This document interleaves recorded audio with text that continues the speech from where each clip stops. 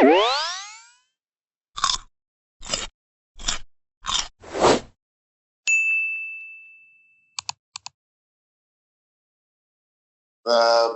tout le monde. Donc, je disais que de manière générale, en fait, pour faire de la concurrence, ce qui se passe, c'est que on a un exécuteur service en Java à qui on soumet des tâches et ensuite, on les récupère avec un objet qui s'appelle futur. Ça peut être n'importe quoi comme résultat. C'est un peu comme ça qu'on fait de la concurrence de manière générale en Java. Alors, en fait, le problème avec ce modèle qui date, comme je vous ai dit, de 20 ans à peu près, que le projet Loom soit sorti, c'est que pour catcher les exceptions, c'est un peu compliqué. Parce que en gros, quand on va soumettre ce genre de code, les exceptions, on les aura pas forcément catchées des fois. Donc, ça veut dire qu'on en perd et ça peut être problématique.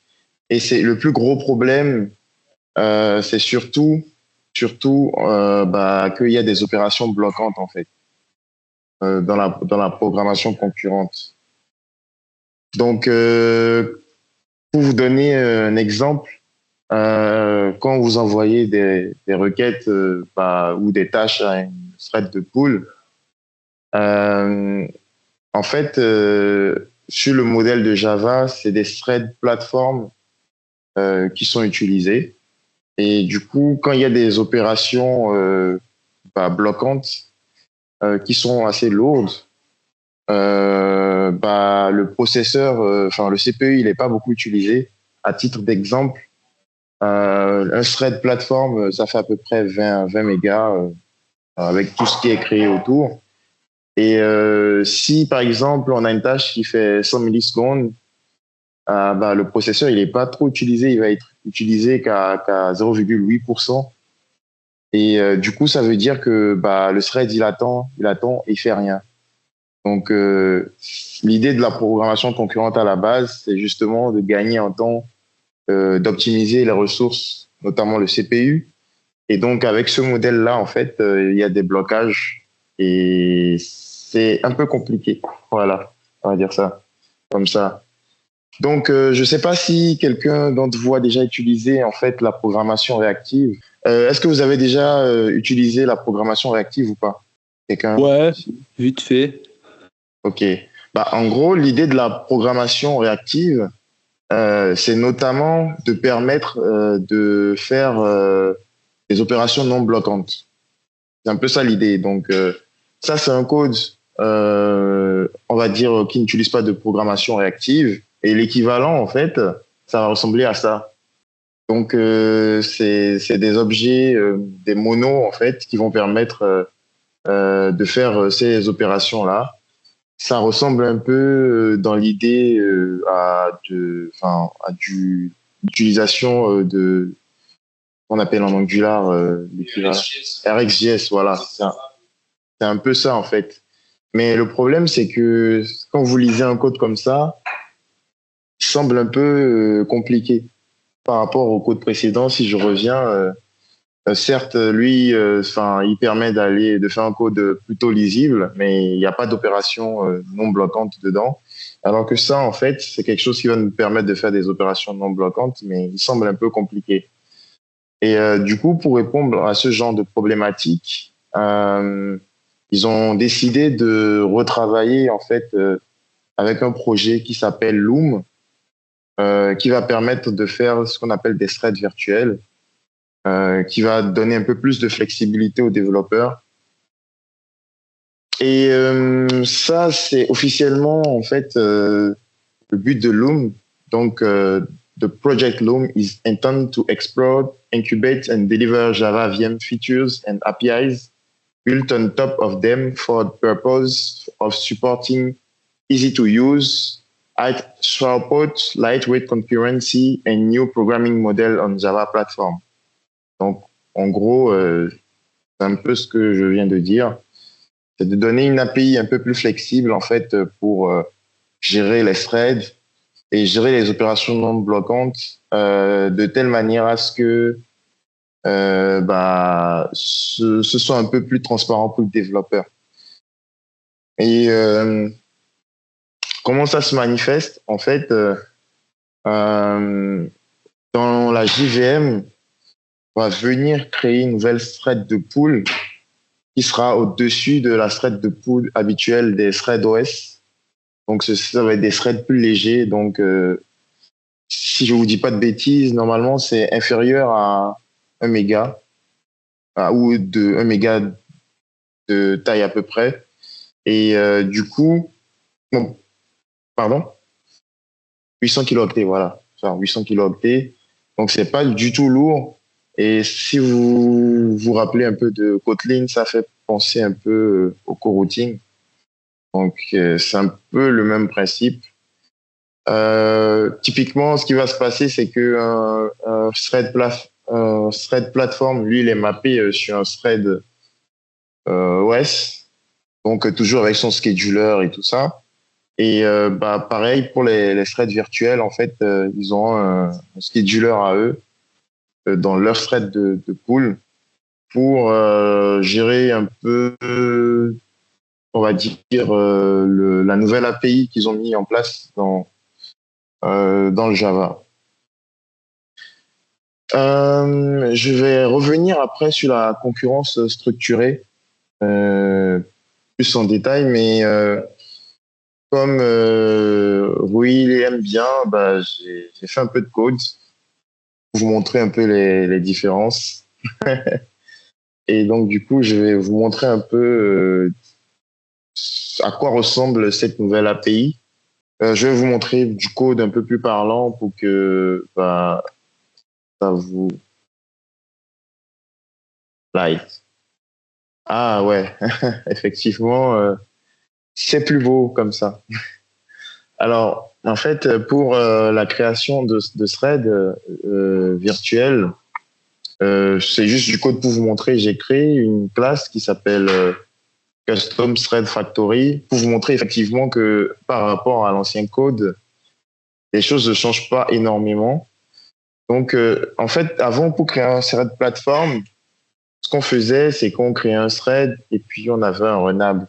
Donc, un renable, ça se manifestait via une lambda, tout simple. Et on démarrait le thread. Aujourd'hui, en fait, c'est assez pareil. C'est-à-dire que pour avoir un thread virtuel, il suffit juste d'utiliser le pattern builder, mais avec off virtual. Et on a son thread virtuel qui est créé. Donc, techniquement, par rapport à ce qui se passait avant, ça change pas beaucoup. Donc, évidemment, le thread, en fait, on peut lui donner un nom. Et si je retourne, en fait, dans mon code, je vais tout d'abord commencer par... déjà, il faut que je retrouve mon code. J'arrive pas à voir... je vais ouvrir l'explorateur. Alors, je vais d'abord vous montrer un exemple assez simple sur les statistiques. Déjà sur la création de thread, pour vous montrer qu'on aura un thread plateforme, un thread virtuel. Ce que fait ce code, c'est simplement qu'il met une tâche, il utilise la factory que j'ai créée. Je vais le lancer. OK. Donc, juste pour vous montrer, là, dans mon code, on a bien le nom, en fait, ou en fait le préfixe que j'ai donné. Parce que en gros, quand on crée des threads, en fait, on peut maintenant leur mettre un préfixe. On a du joli code et on va s'assurer que ça marche bien. Pour faire plaisir à un bon citoyen qui est Rui. C'est toi qui deviens un citoyen. Donc, voilà, tout simplement, ça c'est juste un code qui crée des threads. Là, on peut pas vraiment voir des différences, mais dans le prochain code, on va voir effectivement déjà des différences. Alors, ce que je fais ici, c'est que je lance 1000 threads, enfin 10 000 threads et que, en gros, à la fin, j'ai des statistiques dessus. Notamment, en fait, le nom de la poule et non, le nom du thread. Donc, ce que je vais faire, c'est que je vais lancer la création de 10 000 threads virtuels et je vais aussi lancer la création de 10 000 threads plateformes. Et vous allez me dire ce que vous observez en fait sur déjà les statistiques qu'il y a qui sont apparues dans le. Donc, je vais commencer peut-être par les plateformes.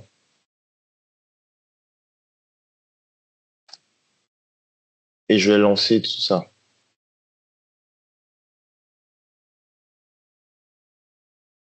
Donc, ici, on voit qu'il y a le temps total d'exécution est de 975 millisecondes, qui a 8 cœurs et qui a une pool de threads avec 10 000 threads plateformes. Et je vais faire la même chose avec des threads virtuels.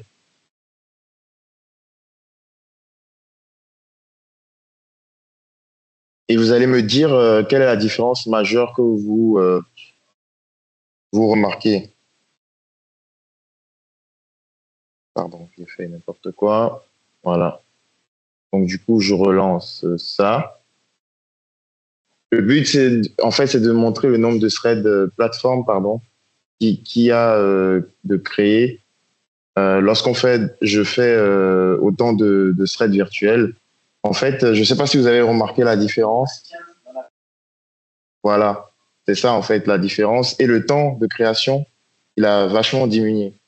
Donc, ça veut dire quoi? Ça veut dire que, en fait, les threads virtuels ne se sont mappés que sur un seul thread plateforme. Je peux augmenter encore le nombre. Et encore une fois, le scheduler n'est pas pareil parce que, en fait, les threads virtuels, à la base, ils sont conçus pour être non bloquants. Donc, techniquement, c'est ce que je disais dans la manière de programmer habituellement. Vous n'allez pas le ressentir. Et dans les performances, c'est censé s'améliorer.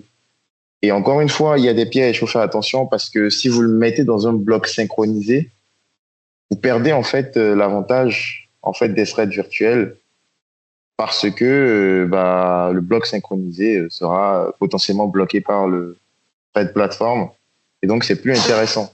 Par contre, si vous utilisez des locks comme Reintrant Lock, normalement vous avez plus à vous soucier en fait de ce problème-là. Donc il faut faire aussi très attention. C'est vrai que c'est nouveau, c'est une bonne API, mais par rapport à ces problématiques-là, être un bon développeur, c'est aussi savoir utiliser en fait les API dans le bon contexte. Donc typiquement ici, je vais relancer ce code. On va voir combien de threads, parce que là je suis passé à 100 000, j'étais à 10 000. On voit qu'il y a eu plus déjà de temps, mais que en fait finalement on n'a qu'un seul thread plateforme et sur un thread plateforme on a pu créer 100 000 threads virtuels. Donc, moi, je continue mon test. Donc, je rajoute un petit zéro. On va voir comment il peut résister, en fait, jusqu'à combien de threads peut-on mettre. Là, je suis à 1 million. Ouais, 10 underscore. C'est beau, ça. On va relancer, hein. On va voir combien de plateformes on se crée. Alors, excellent. Ouais, sur ma machine, ça passe bien. Maintenant, je vais faire off plateforme. Peut-être, j'ai pas encore testé. Oh là là là là, je veux pas que ma machine plante en pleine présentation. Mais en fait, le but, effectivement, c'était de vous montrer qu'on peut en créer beaucoup des threads. Vu qu'ils sont légers, finalement, c'est pas si important que ça. Avant, où là, on ne pouvait pas en faire 1 million. Aujourd'hui, on peut en faire 1 million, en fait. Et c'est ça, c'est un peu le but de cet exercice-là. Si je reviens sur du coup maintenant tout ce qui est en termes de performance, je vais juste vous montrer un petit code. Je vais commencer par celui-là. Euh, En gros, ici, ce que je fais, c'est que je simule des opérations bloquantes. Donc, comme le fait d'aller chercher dans une API ou dans une base de données. Donc, c'est tout simple. Vous pouvez voir le code ici. C'est juste que je mets des slips. C'est pas pas des vrais appels. Mais le but à la fin, c'est de vous montrer en termes de performance les différences. Et je passe un exécuteur service. Et du coup, pourquoi je passe un exécuteur service? Vous allez le voir dans les tests de benchmark. Mais voilà, ça peut presque faire le code là. Il fait pas grand-chose. Alors, je vais faire avec les deux. Justement, en fait, je vais aller dans la classe de benchmark. En gros, je sais pas si vous avez déjà utilisé GMH, non? En gros, c'est une bibliothèque en fait qui permet de faire du benchmarking. Ça va. Et normalement, c'est assez simple, hein. Vous le mettez dans le POM, vous annotez benchmark, vous dites combien d'itérations warm-up vous voulez, donc c'est les tours de chauffe. Vous dites aussi combien d'itérations vous allez utiliser pour mesurer. Et pour lancer, en fait, on a une classe de un benchmark runner qui, en gros, j'ai juste ajouté un stack profiler pour pouvoir vous montrer en fait la différence au niveau du CPU pour les threads virtuels et les threads plateforme. Si on revient dans la classe que j'utilisais, donc ici, ce que j'ai fait, c'est que j'ai utilisé un exécuteur service avec des threads virtuels, et un autre avec des threads plateforme que j'ai initialisé. Et du coup, je vais faire les mêmes tâches. Donc, dans ces benchmarks-là, je vais faire les mêmes tâches avec et on aura des résultats que vous allez interpréter parce que vous êtes avec moi et que vous suivez bien. Donc, je vais lancer tout ça déjà. Donc, ici, je vais lancer le benchmark.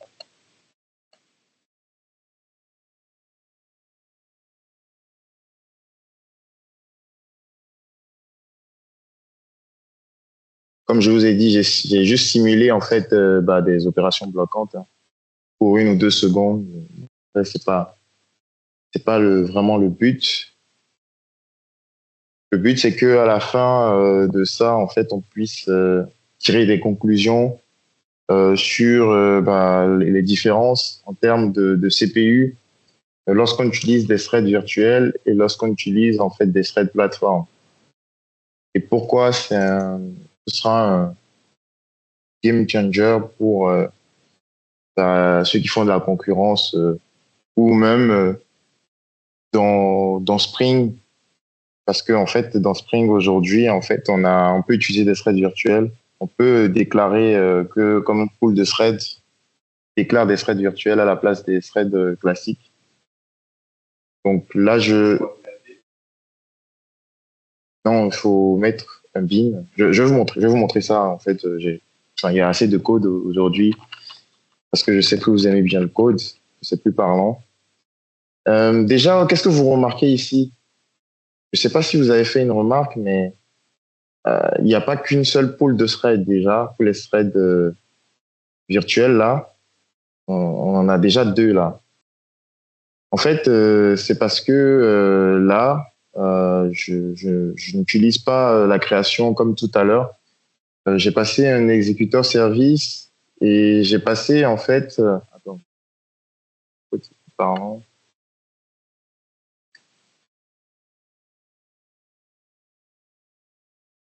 Ici, en gros, j'utilise un new thread per task executor avec un préfixe virtual et pareil ici, j'ai un autre une plateforme thread. Donc en fait, j'ai des virtual threads qui se sont créés avec ce préfixe-là. Et là, je n'aurai pas en fait dans les virtual threads, si vous remarquez, je n'aurai pas en fait de plusieurs pools, alors qu'avec les plateformes threads, en fait, j'en aurais plusieurs. Parce ils sont plus lourds. Donc, pour mieux les scheduler, en fait, on utilise plusieurs pools. Alors que là, dans les threads virtuels, l'exécuteur service que j'utilise, il est vraiment clair. C'est un thread virtuel par exécution. Donc, du coup, en fait, pardon? Oui, c'est ça. En fait, ici, il y aura plusieurs tâches. Ça, c'est automatiquement qu'il crée ses pools de threads avec le nombre de processeurs. Exactement. Et ici, en fait, je dis que c'est un seul thread par exécution que je veux. C'est pour ça, en fait, qu'il y a cette différence que vous voyez dans les logs. Alors là, les tâches sont finies. Donc, voici les résultats des benchmarks. Mais ici, on voit pas grand-chose. Je vais aller dans les parties avec les stacks. Donc là, je vais copier juste ça. Et on va aller chercher ça. OK. Là, on utilise des thread platform et voici en fait le résultat en fait du benchmark avec le Stack Profiler.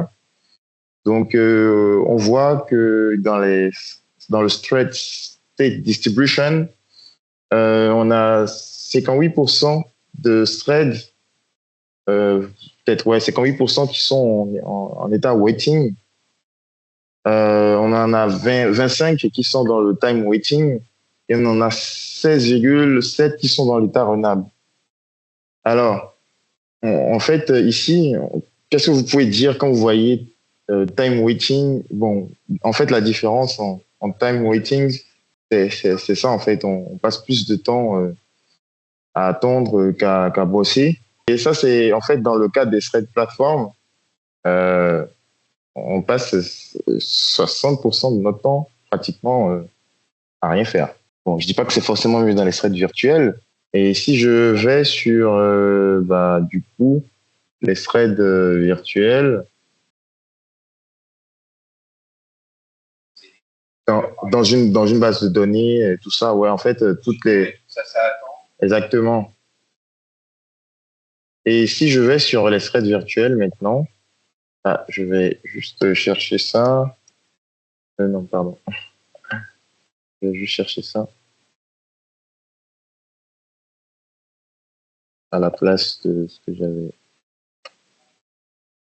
ici.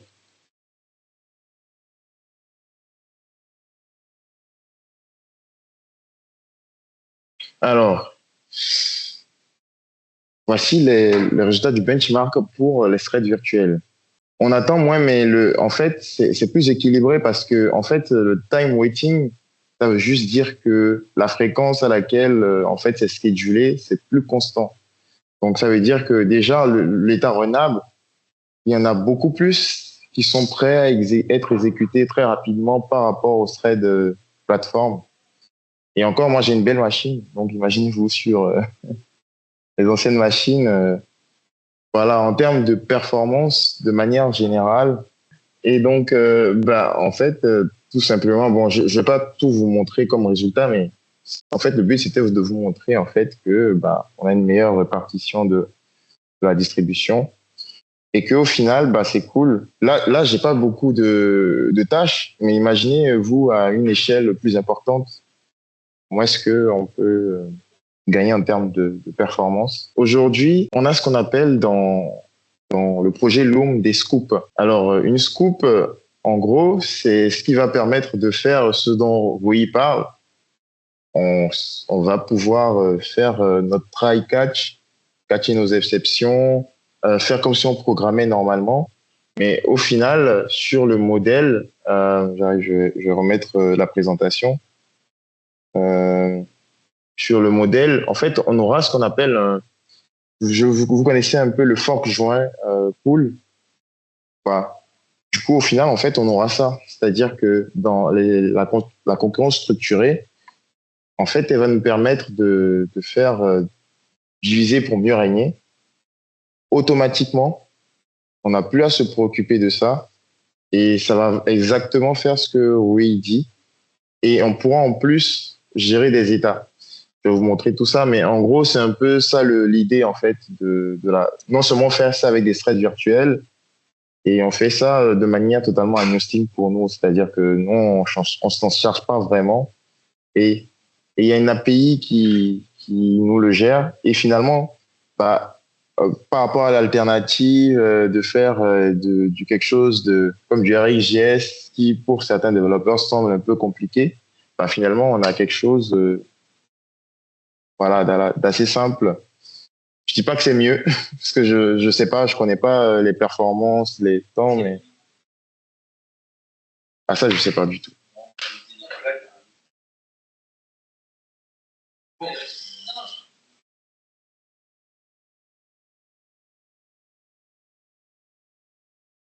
Alors, JS, JavaScript.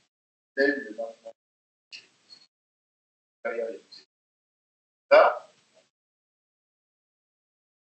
c'est un. Voilà. Bonne question. Dessus, c'est un peu le. C'est que le machin qui peut pas faire autrement ou des espèces de langage. Là, cette espèce d'étape logicielle où tu commences à faire des cours qui permettent en fait de faire avec un schedulaire entre les deux, qui va décorréler.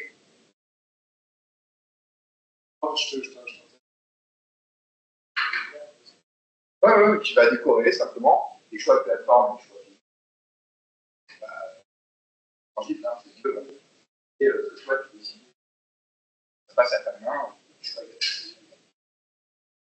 Il y a un mot que j'entends pas depuis le début.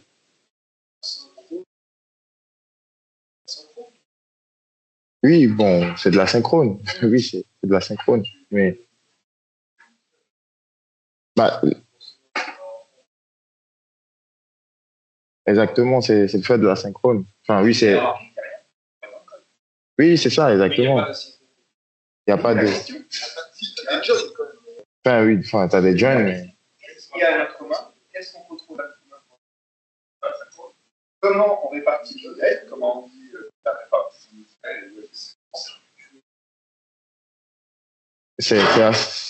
En fait, ouais, effectivement, c'était pour faire de la synchrone. Et le problème, effectivement, c'est que bah, il y a ces opérations bloquantes qui nous diminuent en termes de performance CPU. Finalement, c'était pas forcément très, très, on va dire, avantageux. Alors qu'aujourd'hui, en fait, c'est vraiment une question de performance. Du coup, en fait, aujourd'hui, pour aller vite, parce que je pense qu'on n'a plus trop de temps, en gros, ici, tu as des nouveaux objets. Tu as des nouveaux objets qui s'appellent des structured task hooks qui utilisent le même pattern que l'autoclosable.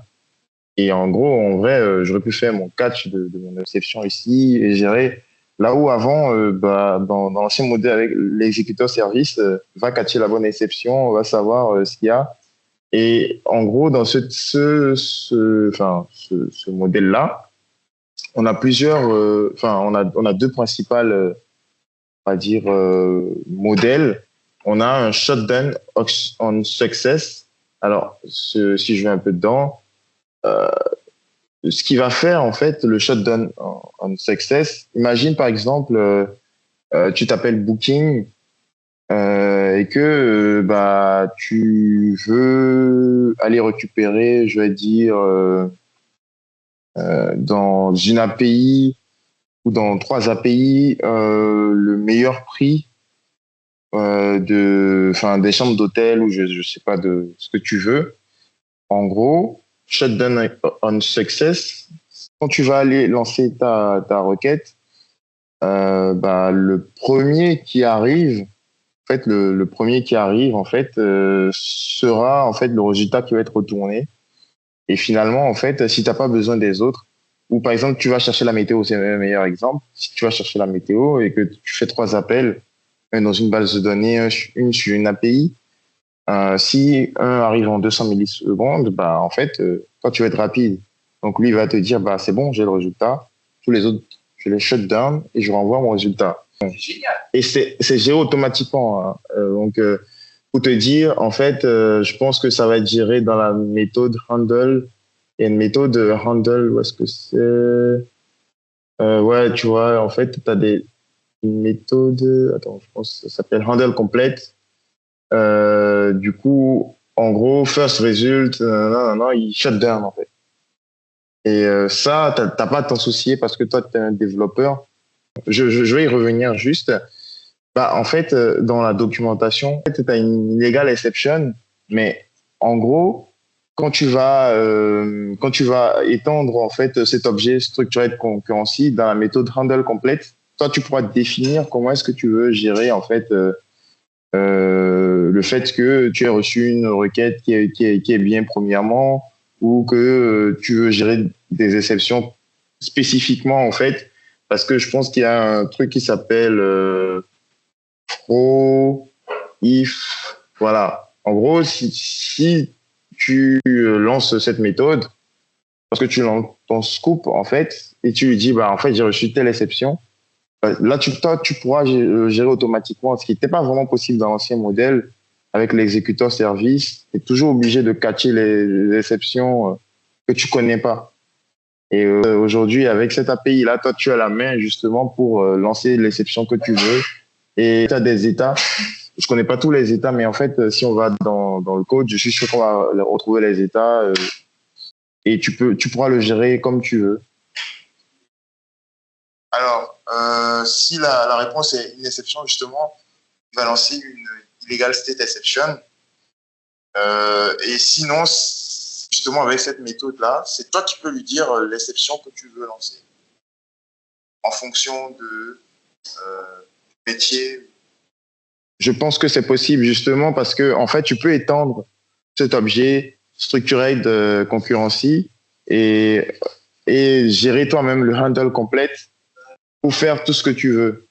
Et en fait, là, c'est juste qu'ils ont donné deux implémentations. Donc, il y a shutdown on success ou on failed.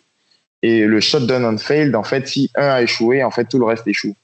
Donc, après, toi-même, tu pourras étendre en fait cet objet et faire ce que tu as envie de faire. C'est important. Je vais juste revenir sur mon code. Alors, je vais aller vite dans les tests pour vous montrer effectivement. Donc ici, cette méthode-là, j'ai juste simulé des temps d'attente différents dedans. Donc normalement, dans mon objet, j'ai cette méthode-là. En gros, je fais un temps d'attente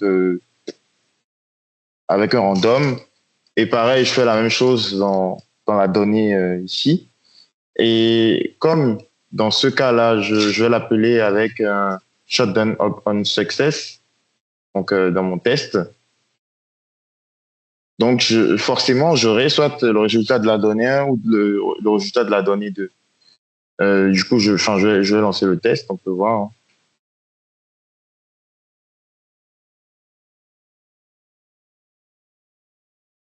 Il est censé passer parce que en gros, si même je viens ici, que je fais ça,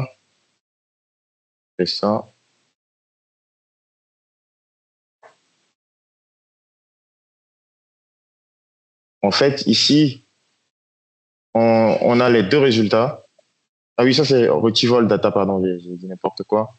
On a les deux résultats, mais par exemple, ouais, c'est celui-là. Dans celui-là, on utilise un shutdown on success. Oui, exactement, pardon, je vais juste le terminer.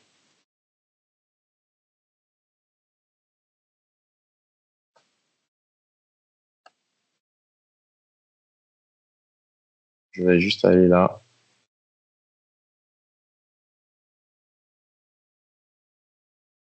Ici.